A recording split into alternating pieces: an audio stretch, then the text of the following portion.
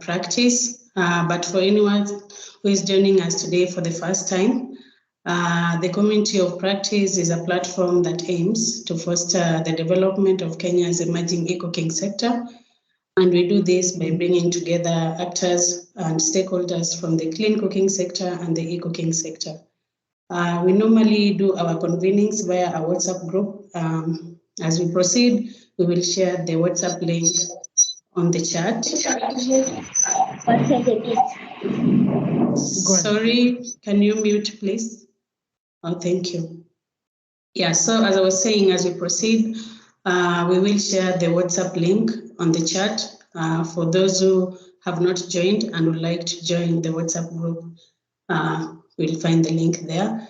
So we also do a series of virtual convenings like the one we are doing today.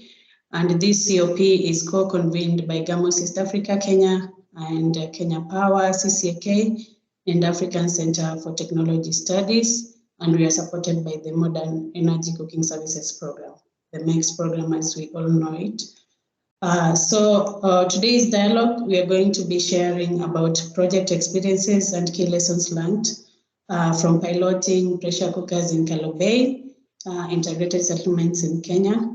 And so we hope that by the end of this session, we will be able to gain insights into the potential for cooking with electric pressure cookers for mini-grids users in refugee settings, and also understand the requirements and potential barriers for developing market for EPCs in low-income mini-grid settings, and particularly the displacement settings, and also other key findings and lessons that were learned on this project.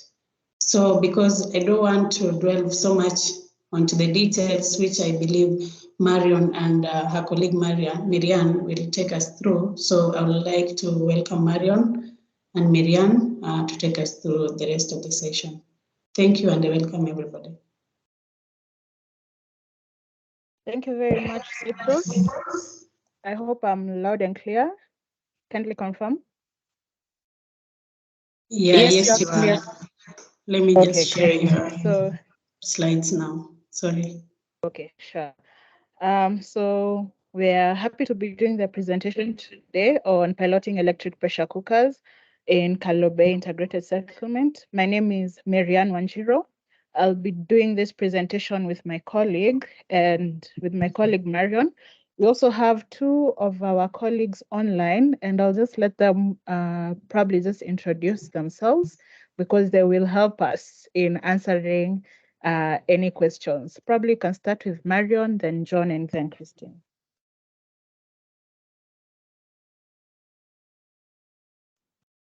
Yes, sure. Good morning, everyone. My name is Marion Ambani.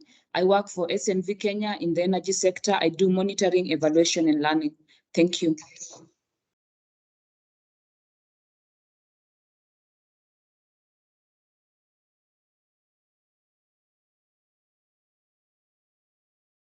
Go ahead, John. Sorry, I was on mute. Thank you, Marianne. Good morning, colleagues. My name is John Joe. I work with the SNV Kenya. I'm based in Kakuma. I do coordinate implementation of SNV and interventions here in Kakuma and Kalobeyei. It's a pleasure to be on the call. Good morning, everyone. My name is Christine Uluma. I also work with SNV based in the Kakuma office.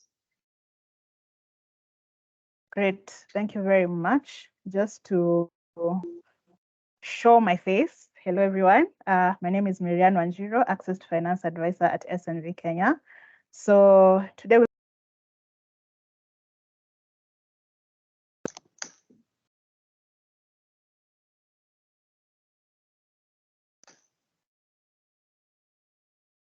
Marianne, you're muted. Oh, sorry. Before we understand the PepsiK project, we need to understand a few things. Number one, we need to understand the EnDev program and the Mbeya project. So EnDev is in full energizing development, and it's a consortium of organizations that we currently work in our energy projects. So to understand the Kakuma refugee camp, it was established in 1992. For those who are not yet born, the camp is older than you. Currently hosts 255,000 refugees, of which 53,000 are in Kalobeyei. And these are as at our implementation last year. So 96% of the people in Kakuma and Kalobeyei use firewood and charcoal for cooking. Now, EnDev came into the Kakuma market, has been present since 2017 through the market-based energy access project, which I'm going to expound on. And the main aim is to transition the Kakuma refugee camp and Kalobeyei Integrated Settlement from donation-based to market-based access to energy. And this is also through promoting market-based access to improve cook stoves for solar for households and business use. Next slide. So the MBEA project, we call it MBEA, Market-Based Energy Access Project. The donor is EnDev, and the time frame of this project has been from 2017 to 2024, with the main objective being to develop local distribution networks for clean stove products for households, SMEs, and social institutions. Of course, the location is Kakuma Camp, Kalobeyei Integrated Settlement, and host community. Next slide. So the MBEA project came about as a result of a rapid assessment that was conducted by GRZ in early 2017. And just to give you a summary of the results of that rapid assessment, it basically said that the energy market is non-existent, quote unquote, that the energy access market in Kakuma and Kalobeyei is non-existent. So we came up and started thinking of how can we then bring about energy access in Kakuma. And this is where now we developed the market-based energy access project. So we had a piloting phase from October 2017 to December 2018, where we were basically just trying to understand what can be done, what cannot be done, just to try and understand how we can bring about energy access.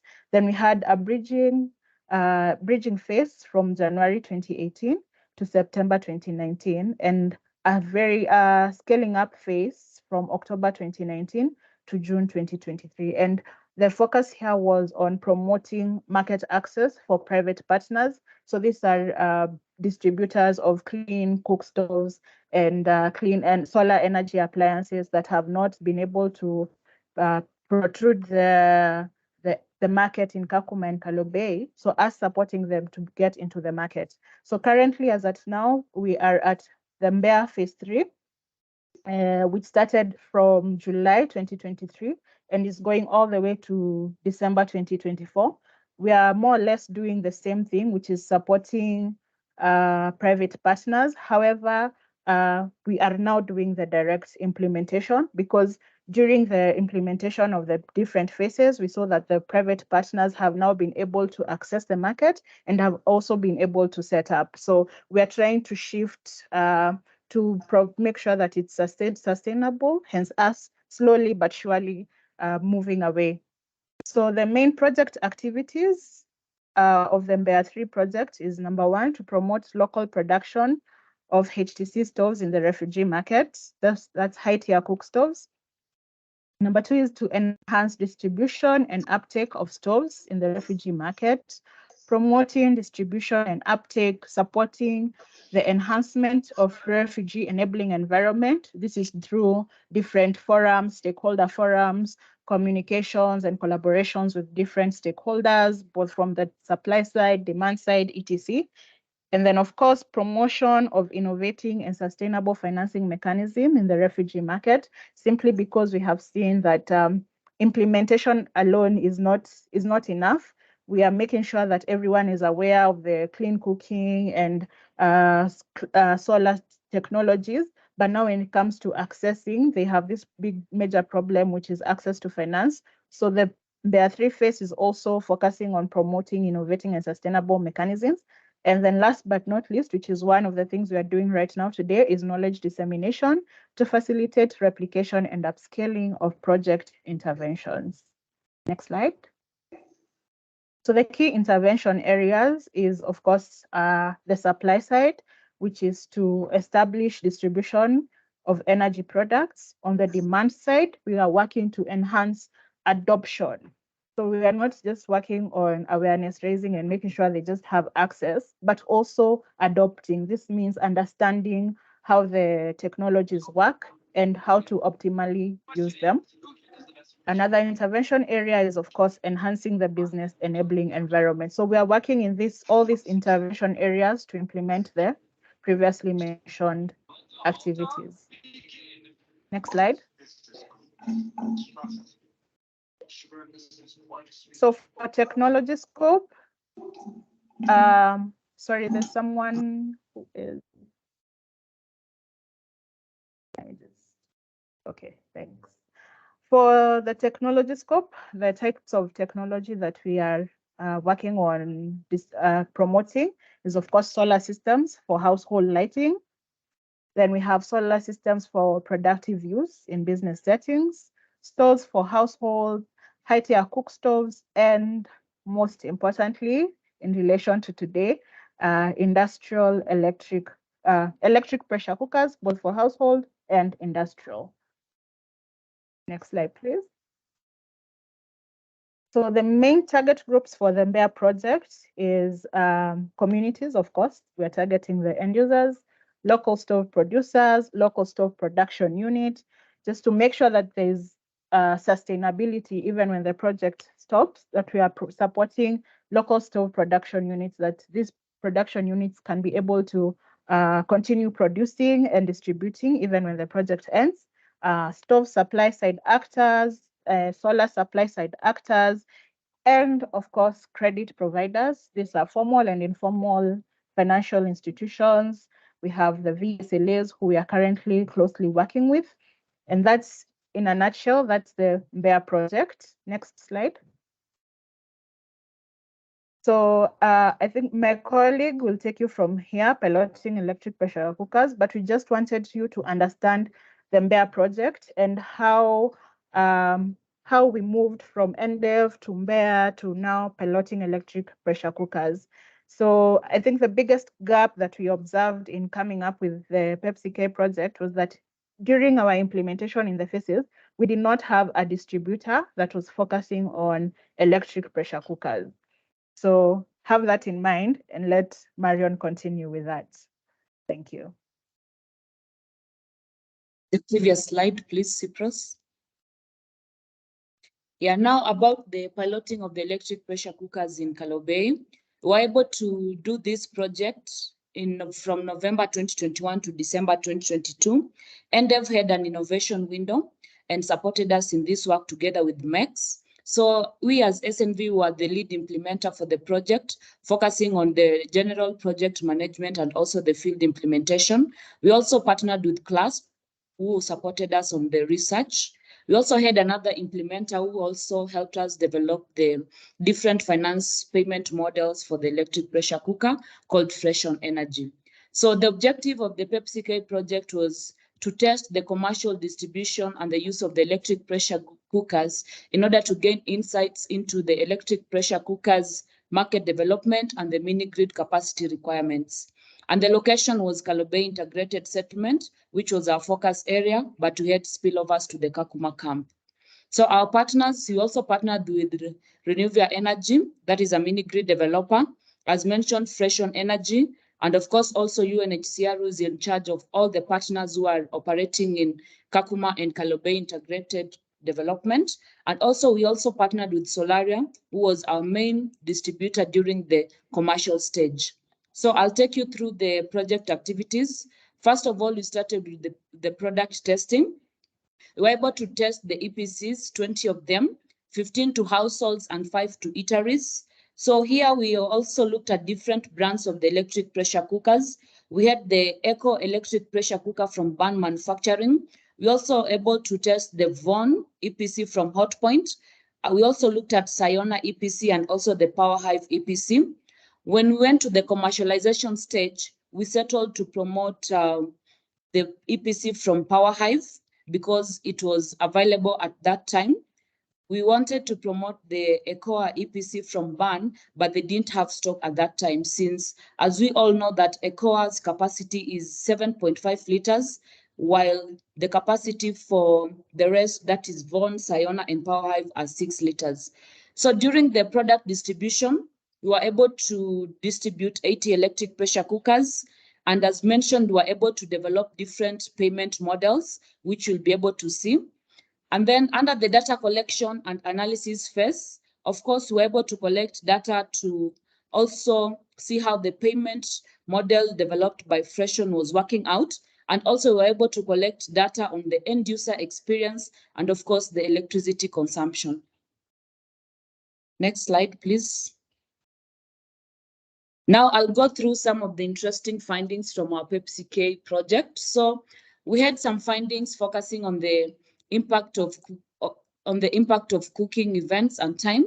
So from the graph that you can see, it came out that the number of cooking events stayed similarly, that is twice a day.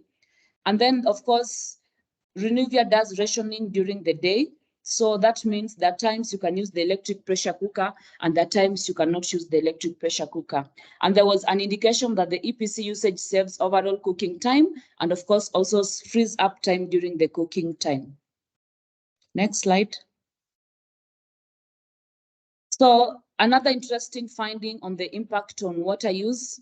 After our analysis of the data we collected, it came out clearly that EPC saves a lot of water and it will be a good solution for a displacement like Kakuma and also Kalobeyei Integrated Settlement, where water is a problem because it's a drought-stricken area. Next slide. So looking at the EPC impact use and the cost of cooking fuel and the meal preference, if you look at the first diagram there, looking at the change in the amount of primary fuel used for cooking. So you can see during the period when we were doing the project, most EPCs users reduced the use of charcoal and firewood for cooking, and the fuel savings reflected was 200 Kenyan shillings per week. And of course, we know in such a setting, we have different tribes. We have people coming from Somali. We have people coming from Ethiopia. We also have people coming from Congolese. Their meal preference also did not change. This indicates that even after purchasing these electric pressure cookers, it was very compatible with the food types they cook in that settlement. Next slide. So on the general research findings, that is on the EPC impact on awareness and ownership, we were able to do various BCC activities during the project, and as a result, the awareness of the EPC significantly increased due to the marketing activities we were conducting as a project. And then, of course, also it came out clear that the lack of access to finance and the high price of the electric pressure cookers are the main barriers preventing people from purchasing the electric pressure cookers. From the findings on the payment models, you'll be able to see that we really had a high default rate for the electric pressure cookers.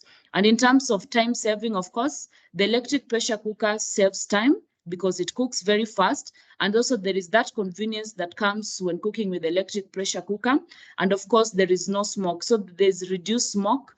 Those were the mentioned primary drivers for the uptake of the solution in Kalobeyei Integrated Settlement. Next slide.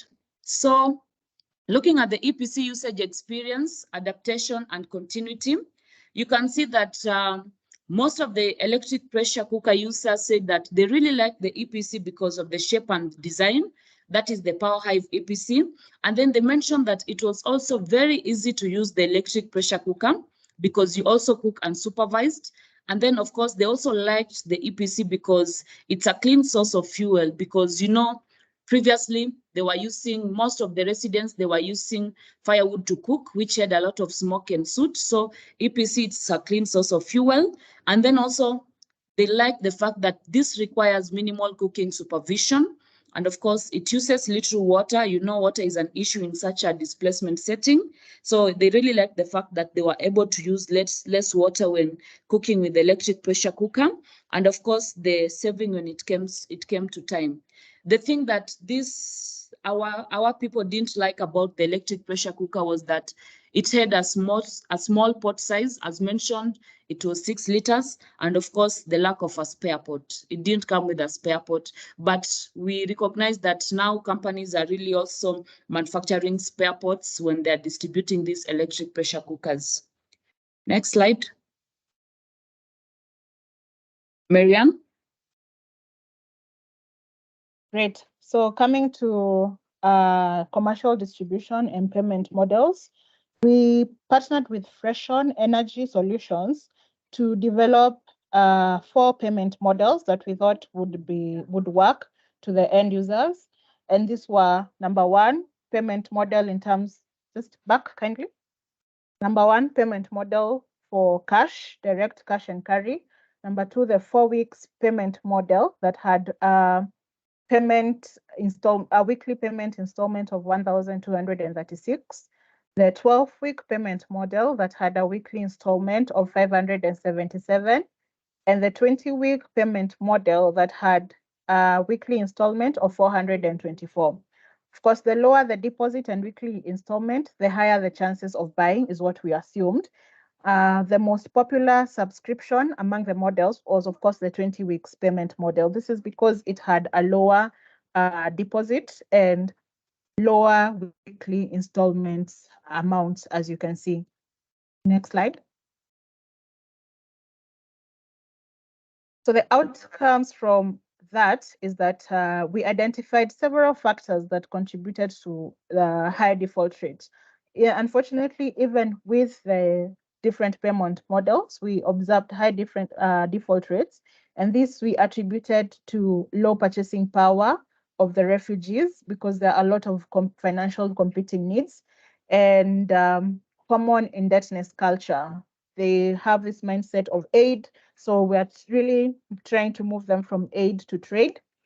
Number 2 was insufficient customer vetting, because insufficient customer vetting, and then ineffective processes and systems for payment recollection, because we heavily relied on Solaria to do this, yet they do not have the processes and the systems for payment collection. Then another factor was the focus on distribution as opposed to collection, and this was actually one of the major things that we observed when we were trying to distribute this, when we were distributing this using the payment models. Solaria, as we concluded, is definitely did not have enough the capacity to collect for payment recollection. Hence, they mostly focus on distribution, as is their mandate, and very little focus on payment recollection, as is not their mandate. Next slide. So key learnings and recommendations, Marion. We are now going to the key learnings and recommendation. We saw that the EPC was a good fit for the households, and it really had a positive impact when it came to reducing the cooking time, fuel costs, and water consumption. We didn't see it as a very good fit for the businesses since it was a small EPC, that is 6 liters. And then the efforts should also focus on after-sales and user training to optimize benefits and ensure sustained use.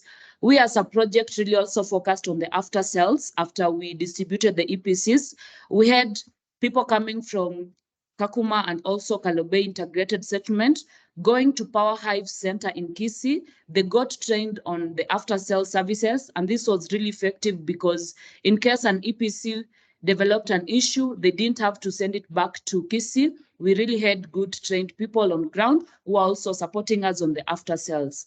And then also the EPCs can be accessed through payment in installments. However, the high total price of the EPC and installment payment collection remains a major challenge, hence needs to access to finance intervention.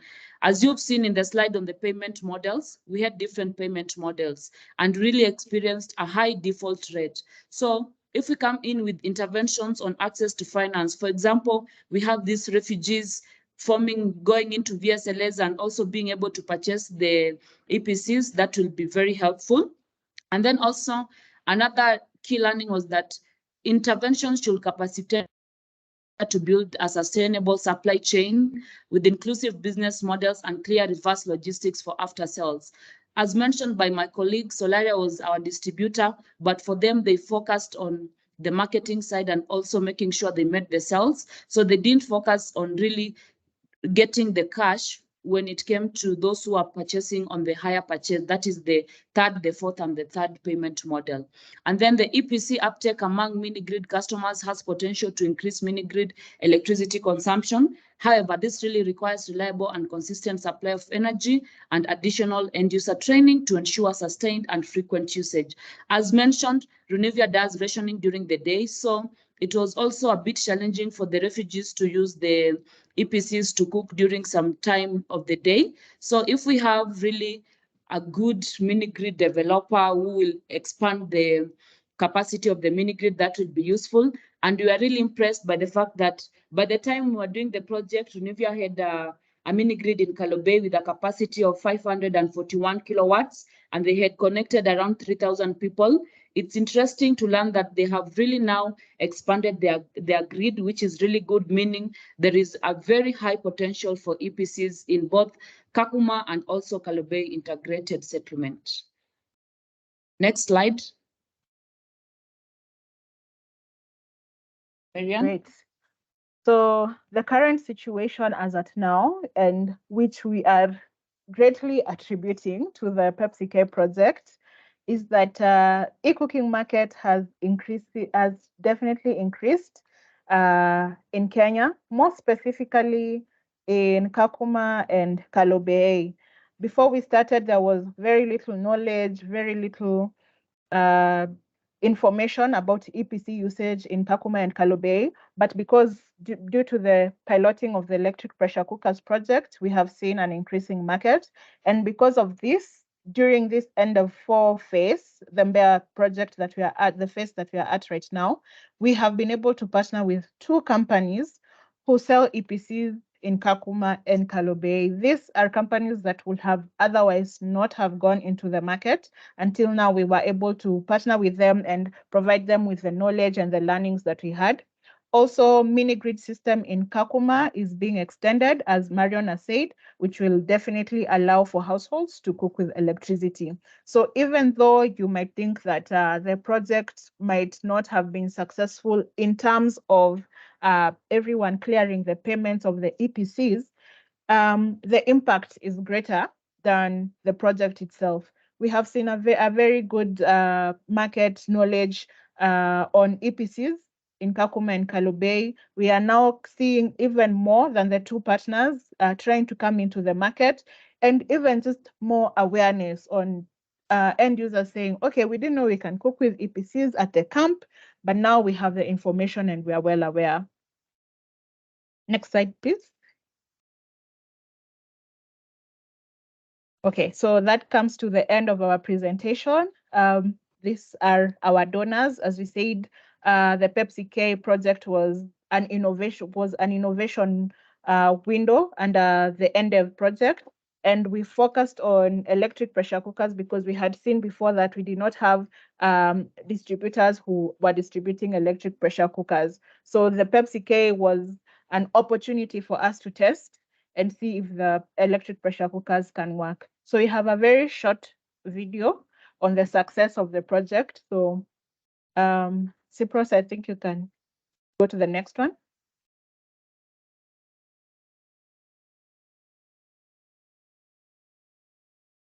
Next slide, please. Oh, so I'm saying, give me a minute, I share the one that has the video. Thank you. Okay, so probably while we share, I don't know, Cyprus, if we can go to answering any questions or. Yes, Philomena, you can take us through the Q&A as I share the slides. Thank you, Cyprus. Thank you, SNV team, for that very great and elaborate presentation. Right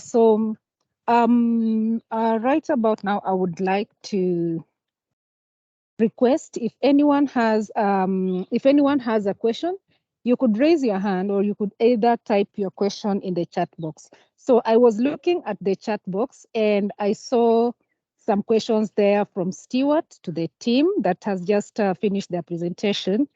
So hi, Stewart. So Stewart just wrote something, said, a product cheaper than an EPC should be tried as well, like a rice cooker, much more affordable, might not need customer financing, would be similar to the deposit payment needed for pay as you go. So I would like to ask Marion and team, apart from just the EPC, did you try out other electric cooking devices like the rice cooker, or maybe the other one is the 2-in-1 air fryer? And how was the reaction to it or the uptake to it, just to try and respond to Stewart's question? I think before we get to answering the question, because I think the video will be able to answer that question. If we can go directly to the video and you can see why we chose the EPC instead of others. Probably if you can play the video. Okay, Cyprus, is the video ready? Can you play it?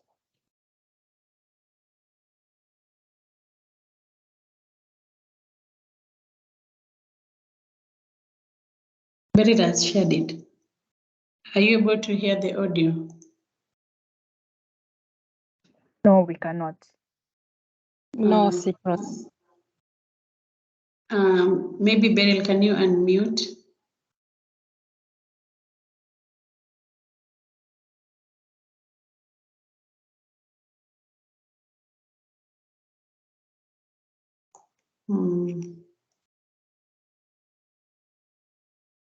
Let me ask Beryl to unmute.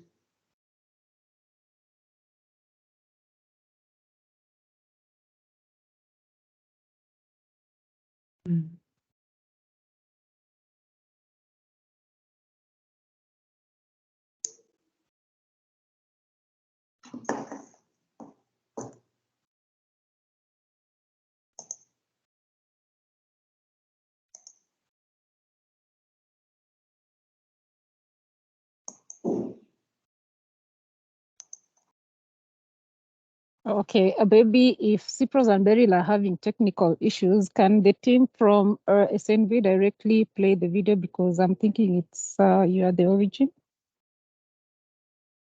You still can't hear it? Yeah. Sure, let me try. No, Beryl. He is taking all the water away to what's in the body, so that he has even the finest dust particles. If it's okay, I can share my screen and play. Yeah, the please video. do. Yes.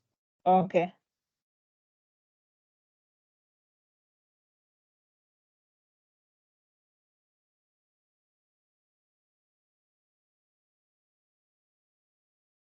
Kindly confirm if you can see my screen. Yeah, we can, Beryl. Okay.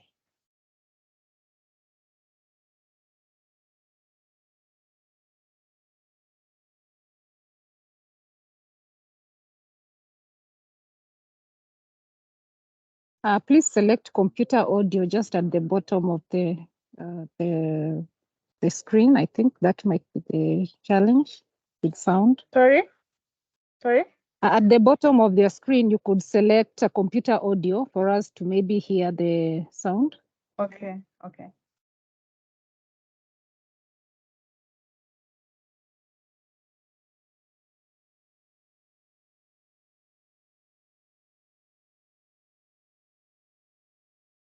Or Miriam, let me go ahead and share. Since I'm connected to a speaker, it will be easier.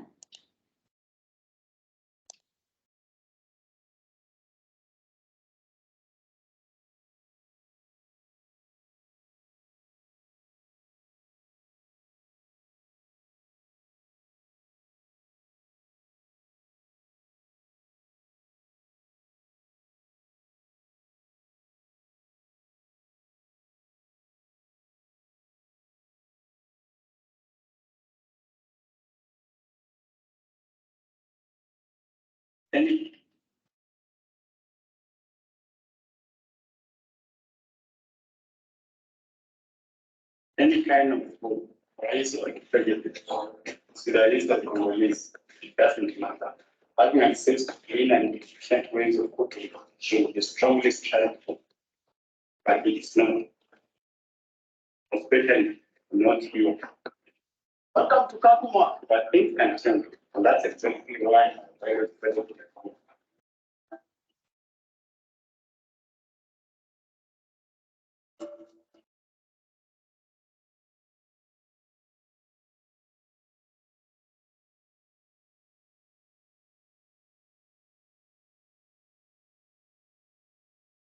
Of 210,000 people living in and around Kakuma, especially the host and the refugees, still use either based on fire, open fire, charcoal, or firewood cook stoves. And you can see the smoke rising up when they are cooking.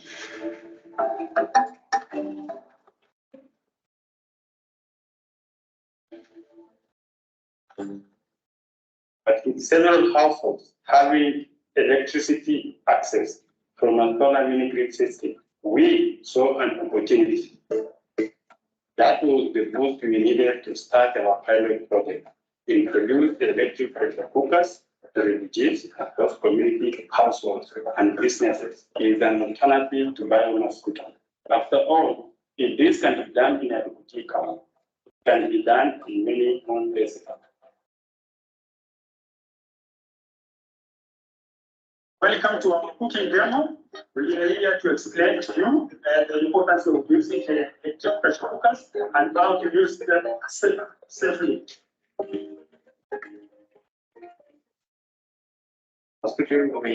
When you train the sales agent, it is important to share knowledge in a way that people can replicate, creating local capacity to these people.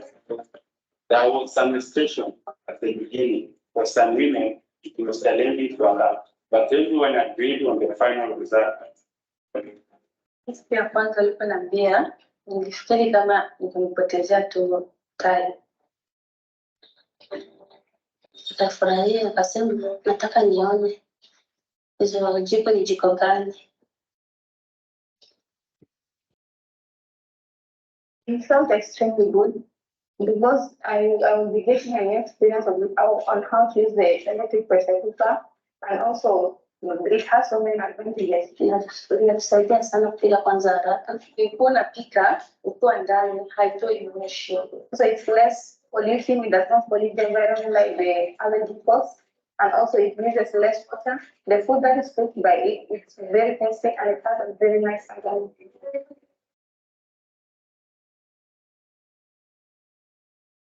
We want to show people that these systems work.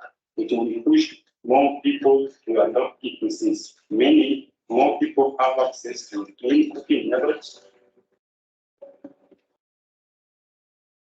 If we embrace the modern cooking sources, we will turn during a very creative time for all of us.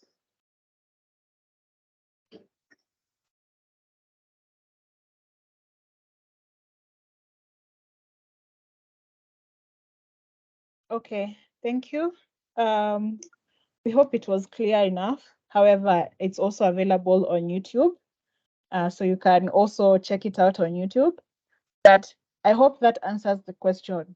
And probably it's me, Marianne Wanjiro, who does not know because I am a finance person. But can you cook ugali with a rice cooker? We wanted to use an EPC because of the many options that it would provide. Of course, the people in refugee are from different backgrounds. So we wanted to use a technology that would cater for the different types of food that the refugees use. I hope that answers the question.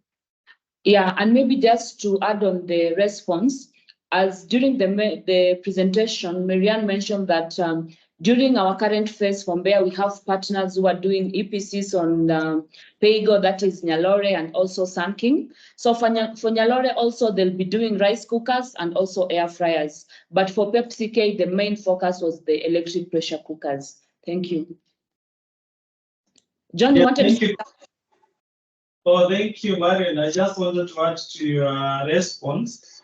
And thank you for that response. Just to say that the implementation of this pilot project was last year, but I'll say also the project was conceived earlier. That was last year, but when the window, EnDev Innovation Window opened.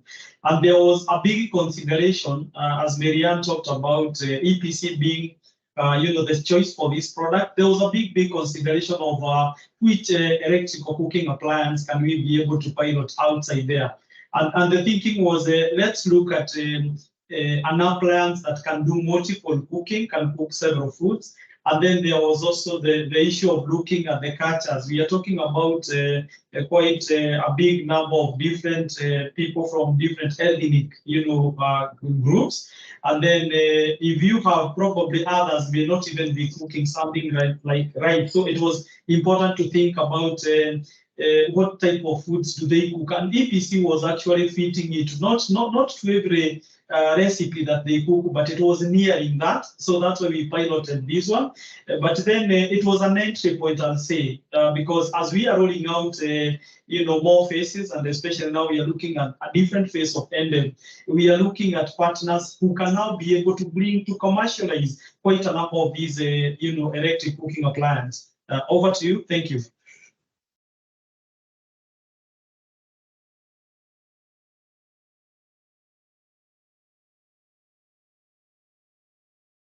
Thank you. Sorry. No, it's fine. Philomena, proceed with the question. Thank you, Cyprus. Thank you, John, Wanjiru, and Marion, for your responses on the other alternative apart from the electric pressure cooker. So questions are coming in that chat. We have answered Stewart's question. So I had a question from Sajo, who is asking if there, since this has been introduced in the humanitarian setting in Kakuma for this in this context, did they get a tariff that the refugees were using as they were using the electric pressure cookers? Like an electricity tariff, sorry.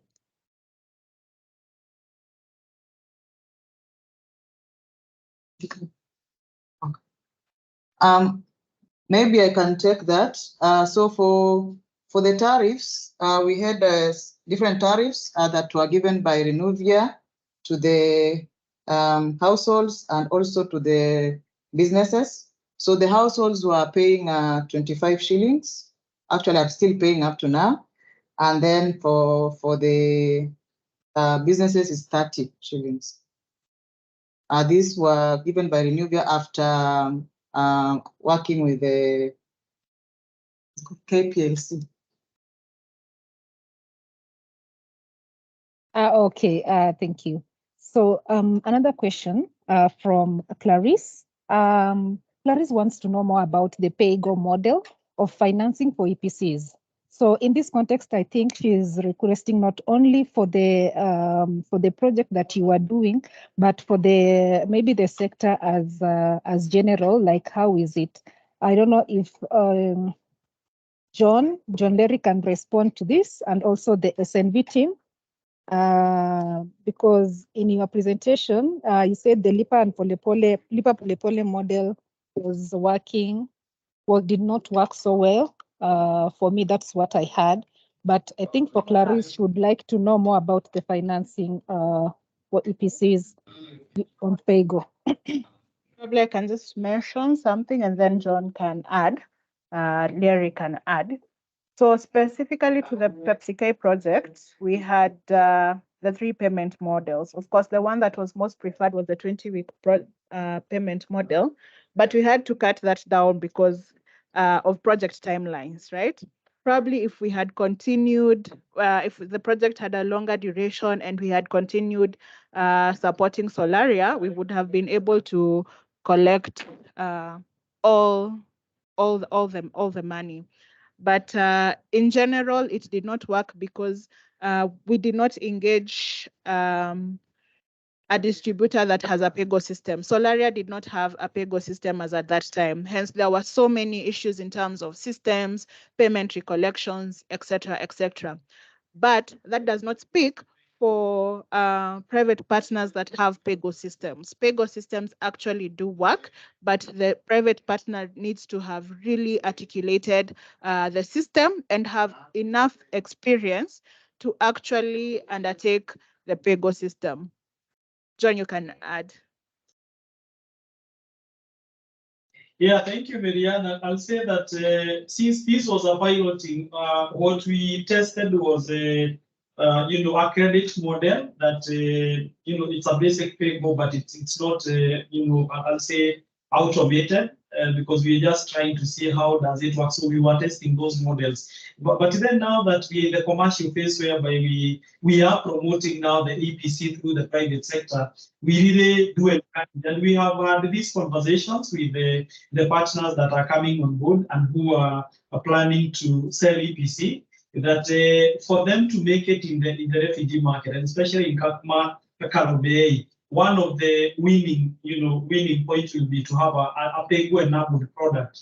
And with our conversation with them, they've actually assured us that their products will be PEGO enabled. And I think for quite a number of them are working on their PEGO. So we are sure that in the next few months or probably beginning of next year, we'll have so many EPC or so many electric cooking appliances and a PEGO. But I think probably I've seen some of our partners. I think I saw Dorothy somewhere, probably Nyaro might also be able to comment on something, because what I understand, they're also putting a chip into the product such that this chip can be able to collect most of the data, whether it is in terms of power consumptions, in terms of any other parameter that will be needed in decision making. Back to you. Thank you, John. So maybe to answer that question, there are those companies whose PEGO system is working, and there are those who maybe are not working so well, but these are just around policies and frameworks that the companies use. Another question came from Maureen. Maureen is asking if there are other similar programs running in the area, apart from your program. Were there other similar programs running in the area? And also she has asked if you have come across other projects, other programs that are issuing EPCs or any other payment models not similar to what you are doing. Yeah, thank you for that question. I think it's a good one. What I can say is we've been the main partner when it comes to promoting what we are calling clean cooking or clean and modern cooking within these settings. So we've worked with a number of humanitarian agencies, including UNHCR, who are also a big player within this space. But in our working, we've not been able to see any other, any other organization or any other social enterprise introducing especially electric pressure cookers. But I think the interest now is gaining traction after we did this pilot. But what we have also seen is that after this pilot, we also saw some interest even from other players, and this one it was more not on household and businesses, but the thinking was tending towards social institutions. And I think maybe Marion will also be able, Christine will also be able to comment something about what we did with MEX. I think I also saw Beryl. We did the eCooking, piloting eCooking in the social institutions, which was one of its kind. And I think we've seen now the interest from the players supporting social institutions, getting an interest to be able to understand this technology better and to see how can they roll it in bits. Because one of the hindrances here is also financing for social institutions, which we'll have more discussions with the players to see how possible is it to transition gradually the social institutions into cooking with the electricity. I don't know whether Marion, you have something to add on that, or Christine? No, maybe for me, I'll respond. There is a question actually on someone in the chat. Someone asked on social institutions such as schools. And as the Njogu has said, we have done a pilot on only 4 institutions, I think with MEX. And MEX are still working on the results. But the basis of this was that UNHCR installed some small systems, like 15 kilowatt solar system in the institutions here, mostly schools and hospitals and the reception centers. So we have piloted that also with 4 institutions and waiting for the results from that soon. Probably we have another session. Next, we'll organize another one to share the results. Okay, thank you for the response. I think that was my next question, but then it has been responded to with regards to the social institutions. But then Samir was requesting to know the expected design life and warranty of the EPCs that were being used for this project.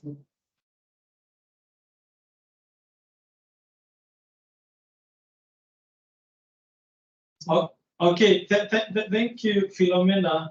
Probably we got your question right. You talked about the designs of the EPC, am I right? Yes. Okay.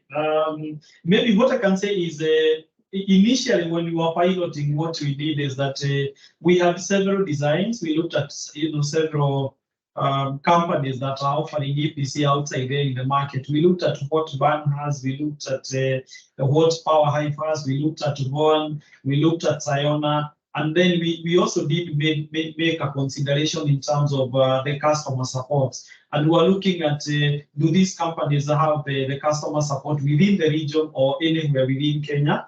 And we felt probably Power Hive was a good choice because they are in Kisii, and then if you look at the proximity between Turkana and Kisii, that journey is doable, and we are feeling probably it will be easier for us to transact business with them, maybe even to have our teams or technicians trained at the industry, and also have Power Hive team also come to support on the ground. So that's how we settled on Power Hive, but being a pilot. But then during our, as you saw in the video, during the time the demos were being done, we had those awareness raising sessions. There was also the discussion that Power Hive is not only the design that is in the market. There are more other designs. In fact, we bought all the designs and were able to showcase, what is outside there. And then we were also telling the audiences that beyond these pilots, you can go to the market, and you'll be able to get all these designs, but then they were not in Kakuma. So what we've been encouraging now the private sector is to come with the different designs and bring them to the market. We've been looking at who is offering BAN, who is offering Power Hive, who is offering any other, as long as these EPCs have been tested and they've been certified, then we are ready to support the private sector to be able to roll out and promote these products. Back to you, thank you. Thank you, John. Excellent work there done by the SNV team on eCooking in the humanitarian setting. So one last question from my end, and I think this question was also asked by John. You mentioned that during your project implementation, the pilot project that is, you did some behavior change campaigns, communication campaigns. So my question would be, what would you say was the impact of this campaign? Was there increased uptake, both negative and positive impacts? Maybe you can mention a few.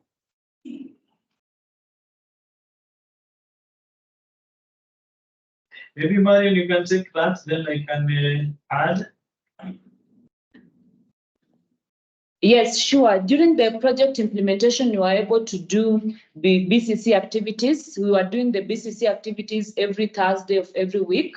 So this really had a positive impact on our work, as you also were able to see in the video.